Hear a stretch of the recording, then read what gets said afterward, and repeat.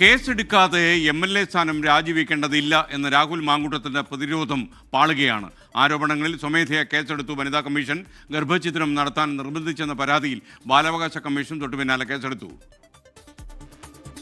കേസും നിയമ നടപടിയും ഇല്ലല്ലോ എന്ന വാദം ഉന്നയിച്ചായിരുന്നു രാഹുൽ മാങ്കൂട്ടത്തിലിന്റെ പ്രതിരോധം. എന്നാൽ ഗർഭഛിദ്രം നടത്താൻ പ്രേരിപ്പിച്ചുവെന്ന ആരോപണത്തിൽ സംസ്ഥാന വനിതാ കമ്മീഷനും ബാലാവകാശ കമ്മീഷനും കേസെടുത്തതോടെ ആ പ്രതിരോധം പൊളിയുകയാണ്. വനിതാ കമ്മീഷനും ബാലാവകാശ കമ്മീഷനും DGPയോട് റിപ്പോർട്ട് തേടി.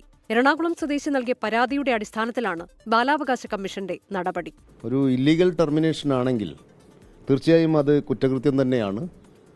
അതോടൊപ്പം അത് ഫോഴ്സ്ഫുള്ളും കൂടിയാണെങ്കിൽ BNS പ്രകാരം വളരെ വലിയ ഒരു കുറ്റമായിട്ട് തന്നെയാണ് കമ്മീഷൻ കാണുന്നത്. കമ്മീഷൻ ഓൾറെഡി കേസ് ഇവിടെ രജിസ്റ്റർ ചെയ്തിട്ടുണ്ട്.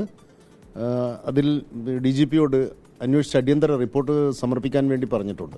അതേസമയം രാഹുൽ മാങ്കൂട്ടത്തിനെതിരെ കേസെടുക്കണമെന്നാവശ്യപ്പെട്ട് ദേശീയ ശിശു സംരക്ഷണ വകുപ്പിനും സംസ്ഥാന വനിതാ ശിശു സംരക്ഷണ വകുപ്പിനും പാലക്കാട്ട് നിന്നുള്ള പൊതുപ്രവർത്തക പരാതി നൽകി. News desk 24. രാഹുൽ മാങ്കൂട്ടം